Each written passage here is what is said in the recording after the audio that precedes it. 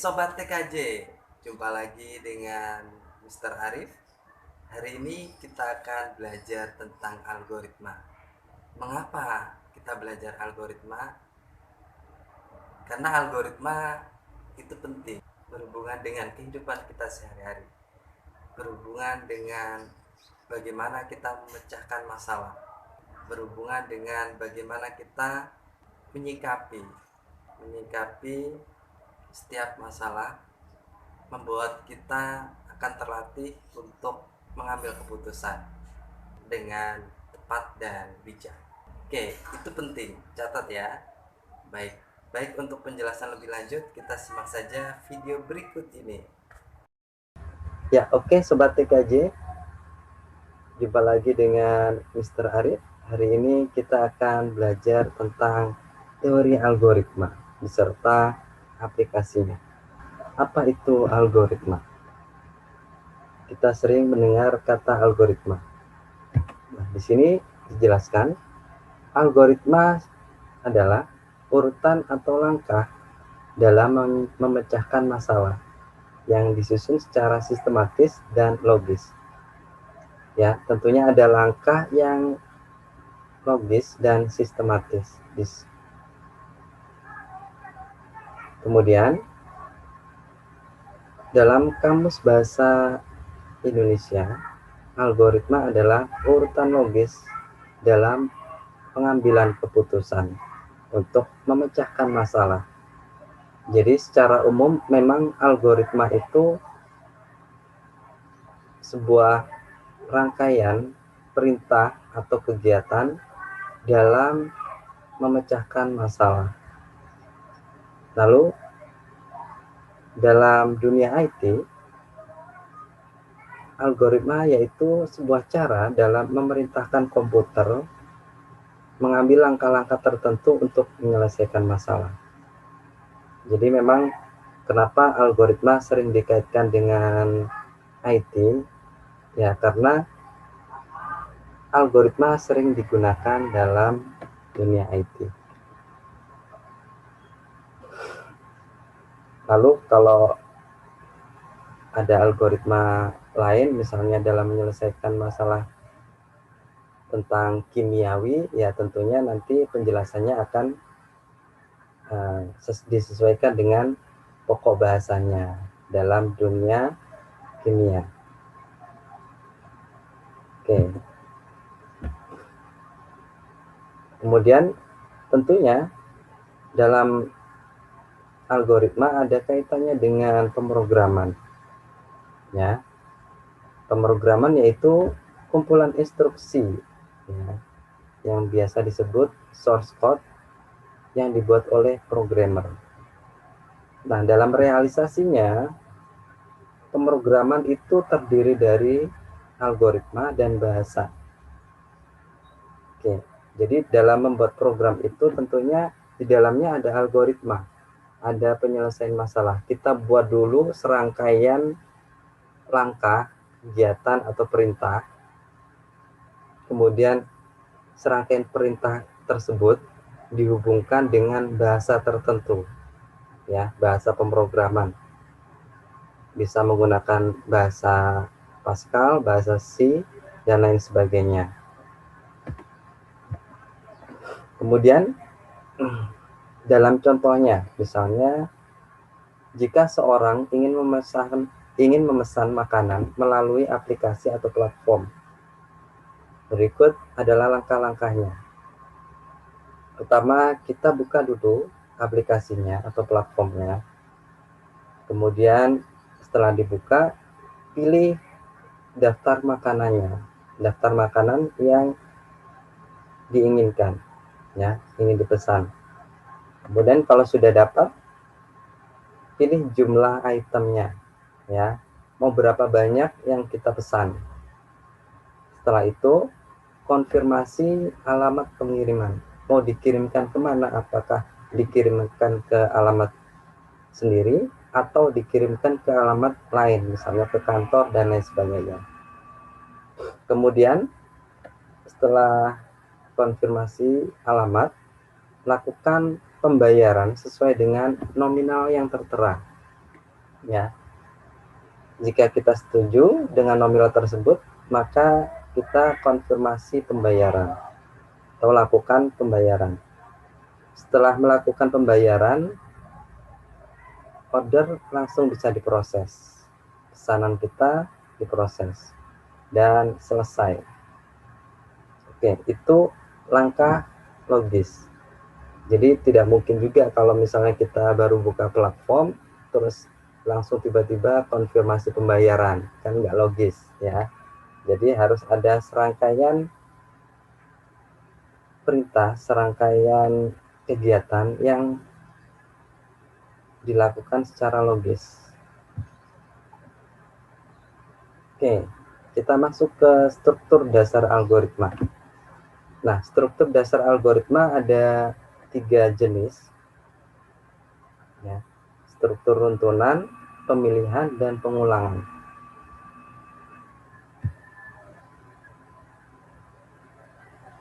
Struktur runtunan. Sebuah runtunan terdiri dari satu atau lebih instruksi. Ya, kalau kita lihat tadi di contoh, runtunannya ada beberapa ya, mulai dari buka platform hingga proses order makanan. Oke, jadi tiap-tiap instruksi dilaksanakan secara berurutan sesuai dengan penulisannya. Oke. Sebuah instruksi baru bisa dilaksanakan setelah instruksi sebelumnya dilaksanakan. Jadi di sini memang harus urut ya, harus runtun. Seperti flowchart berikut. Jadi instruksi P2 akan bisa dilaksanakan kalau P1 sudah dikerjakan. Ya, kalau P1 sudah dikerjakan baru bisa dilanjutkan P2. Lanjut ke struktur pemilihan. Pada struktur ini, jika kondisi terpenuhi, maka salah satu aksi akan dilaksanakan, dan aksi yang kedua bisa diabaikan. Oke, tentunya di sini dalam pemilihan harus ada kondisi, ya, di mana kondisi tersebut benar atau terpenuhi, maka dilakukan action. Ya. Jika tidak terpenuhi, mengambil langkah berikutnya, ya, bisa diabaikan.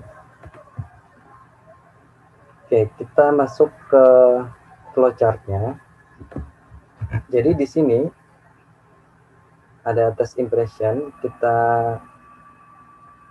ambil contoh, misalnya ini sebuah kondisi, ya. Kondisi, jika kondisi tersebut benar, maka akan melakukan actionnya. Ya. Jika kondisi tersebut tidak benar, maka bisa diabaikan. Jadi nggak ada tindakan, gitu ya. Oke, kita contohkan misalnya kondisi. Sebuah kondisi, jika saya makan cukup banyak, ya, jika saya makan cukup banyak, kondisi tersebut true, ya, maka saya akan melakukan kegiatan yang cukup untuk membakar kalori. Tindakannya saya akan melakukan kegiatan yang cukup untuk membakar kalori. Oke, jika kondisi tadi tidak dilakukan, ya, bahwasanya tidak makan terlalu banyak, maka kondisi tersebut diabaikan, ya, atau tidak ada actionnya. Oke, terus selanjutnya ada juga yang jika kondisi tersebut tidak benar, tetap dilakukan action, ya.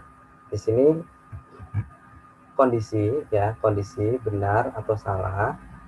Jika benar ada actionnya, dan jika salah pun ada actionnya. Jadi misalnya tadi, jika saya makan cukup banyak, maka saya akan melakukan kegiatan yang cukup banyak untuk membakar kalori. Jika tidak, maka saya akan apa di sini ya? Disesuaikan dengan perintahnya. Maka saya melakukan kegiatan yang standar ya, tidak terlalu banyak mengeluarkan kalori. Misalnya actionnya seperti itu ya. Jadi dua-duanya mau benar atau tidak, maka keduanya pun diberikan action. Oke, kita masuk ke struktur pengulangan. Pengulangan digunakan ya supaya instruksi tersebut bisa dihemat ya. Jadi tidak ada apa namanya menuliskan secara berulang-ulang, tapi kita cukup memberikan instruksi, satu instruksi tertentu supaya serangkaian instruksi yang lain itu bisa diulangi ya. Oke, tentunya dalam pengulangan syaratnya adalah harus ada serangkaian instruksi, harus ada sequence, harus ada runtunan kegiatan atau kerja atau perintah. Oke, di sini nah di sini syaratnya harus ada instruksi, harus ada runtunan ya. Oke, dimisalkan di sini untuk pengulangan yang sederhana, kita akan mengulangi instruksi ini sebanyak 4 kali. Maka sebelum instruksi kita akan mendeklarasikan diinstruksikan berapa kali. Misalnya 1 sampai 4. Oke, kemudian dilakukan setelah deklarasi, dilakukan instruksi. Setelah instruksi selesai baru ya kita perintahkan untuk melooping ya. Next one, kembali ke deklarasi ya. Diinstruksikan berapa kali pengulangan. Oke, lanjut ke pengulangan berikutnya. Nah, pengulangan yang berikutnya ini yaitu di sini ada percabangan ya. Kalau yang sebelumnya kan sequence. Nah, yang ini percabangan atau pemilihan. Oke. Nah, di sini tentunya kalau kondisi benar, maka akan dilakukan looping. Tapi kalau kondisinya tidak benar, diabaikan. Oke, atau tidak ada pengulangan. Kemudian jenis pengulangan ketiga, repeat until. Jadi di sini tentunya dilakukan instruksi, setelah instruksi selesai, kondisinya benar atau tidak. Kalau kondisinya benar, maka dilanjutkan ke perintah berikutnya. Jika kondisi tersebut salah, maka dilakukan pengulangan pada instruksi di atasnya atau instruksi pertamanya. Nah, seperti itu. Nah, lanjut kita akan coba pahami dari salah satu platform, yaitu di sini Mr. Arif gunakan tinkercad.com untuk mensimulasikan Arduino menjalankan lampu ya. Lampu ini kita instruksikan untuk menyala dan mati. Nah, di sini ada serangkaian instruksi. Instruksi pertama hidup, instruksi kedua mati. Instruksi pertama hidup selama 5 detik. Instruksi kedua lampu mati selama 2 detik. Oke, sebelum adanya instruksi, di sini ada yang namanya void setup. Void setup itu kita ibaratkan sebuah pengaturan. Kita atur dulu komponennya. Ya, di sini menggunakan komponen apa? Ya, di sini menggunakan pin mode dari D10, digital pin 10. Oke, di sini menggunakan LED merah. Ya, LED merah ini menuju ke deklarasi, ya, bahwasanya digital pin 10, ya, di sini ada angka 10, maksudnya adalah digital pin 10 ini sama dengan LED merah. Maka untuk selanjutnya dipanggil dengan nama LED underscore merah sebagai output. Nah, di sini sebagai output LED-nya, ya, sebagai output, sebagai indikator. Oke, lalu barulah kita instruksikan, ya. Setelah diatur baru ada langkah kerja, ya. Jangan langsung bekerja terus diaturnya nanti. Nah, itu kurang tepat. Nah, kalau di sini sudah tepat, yaitu kita atur dulu LED tersebut sebagai apa, lalu diinstruksikan untuk melakukan pekerjaan. Oke, di sini diperintahkan digital write LED merah high. Maksudnya adalah digital pin ini, ya, akan menginstruksikan LED, ya, LED merah ini untuk menyala. High itu artinya dia mendapatkan arus atau tegangan tertinggi dari pin ini sehingga mendapatkan arus. Kalau ada arus berarti lampunya menyala, ya. Kemudian digital red, LED merah low. Low itu artinya nilai terendah dari pin ini, pin 10, ya. Nilai apa? Nilai tegangan dan arusnya, ya. Jadi kalau nilai terendah di sini itu 0, ya. 0 arus berarti tidak ada arus, berarti juga tidak bisa menyalakan lampu LED ini. Kita coba perhatikan dalam simulasi. Oke, di sini kita lihat simulator time-nya. Ketika menuju ke 5 tadi, itu langsung mati, ya. Dia menyala setiap 5 detik, ya. Menyala selama 5 detik, kemudian mati selama 2 detik. Nah, kita perhatikan pada saat menyala inilah kondisi high, ya, artinya ada arus yang masuk. Namun ketika kondisi di sini tidak terukur arusnya dan tegangannya, disinilah dibaca low atau nilai terendah dari arus pin 10, ya. Nah, seperti itu. Oke, kita lanjut ke contoh berikutnya.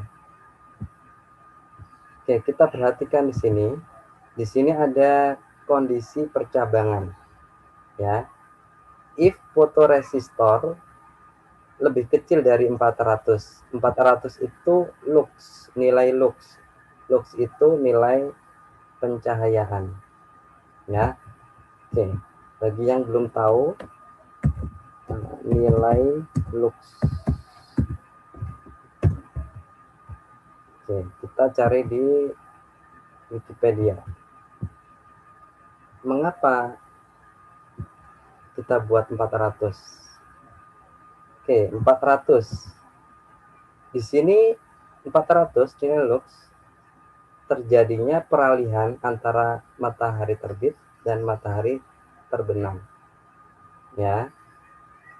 Oke, karena di sini kita akan coba mengatur bahwasanya ketika matahari terbenam, lampu ini otomatis menyala.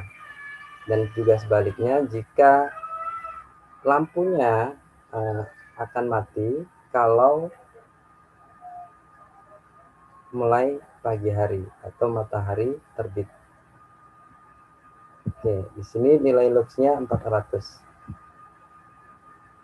Ya, jika kondisi benar ya, kondisi ini lebih kecil dari 400, maka lampu menyala. Kalau tidak, lampu akan mati. Ya. Nah, kita coba simulasikan. Tadi di sini ya, fotoresistor lebih kecil dari 400. Katakanlah di sini nilai luxnya rendah ya. Nilai luxnya di bawah 400. Maka lampu menyala. Jika nilai luxnya lebih tinggi dari 400, maka lampu mati. Nah, inilah kondisi percabangan ya, kondisi percabangan yang ini.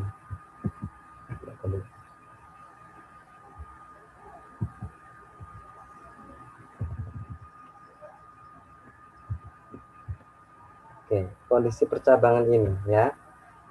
Jika kondisi benar ya, kondisi benar nilai lux di bawah 400 ya, maka akan menyalakan lampu. Jika kondisinya tidak benar atau lebih dari 400 lux, maka ini akan mati, lampunya akan mati. Oke, ini salah satu pengaplikasiannya ya. Oke, jika fotoresistor lebih kecil dari 400, maka ini menyala, lampu LED akan high ya. Jika tidak lebih kecil dari 400 atau di atas 400 lux ya, nilai cahayanya, nilai sebaran cahayanya, maka lampunya akan mati. Nah, seperti itu contoh pengaplikasian dari algoritma-algoritma yang sudah kita pelajari bersama. Nah, untuk selanjutnya kita bisa latihan secara mandiri ya. Misalnya di sini buat algoritma untuk membuat proses pendaftaran masuk sekolah. Caranya bagaimana? Kita bisa membuatnya berdasarkan yang kita kehendaki, ya tentunya dengan urutan yang logis. Kemudian jika sudah, buat juga algoritma untuk menampilkan deret angka berikut. Nah, itu sekian saja untuk pembelajaran hari ini. Mudah-mudahan bermanfaat. Selamat belajar, selamat berlatih, dan Tuhan memberkati. Salam sehat selalu.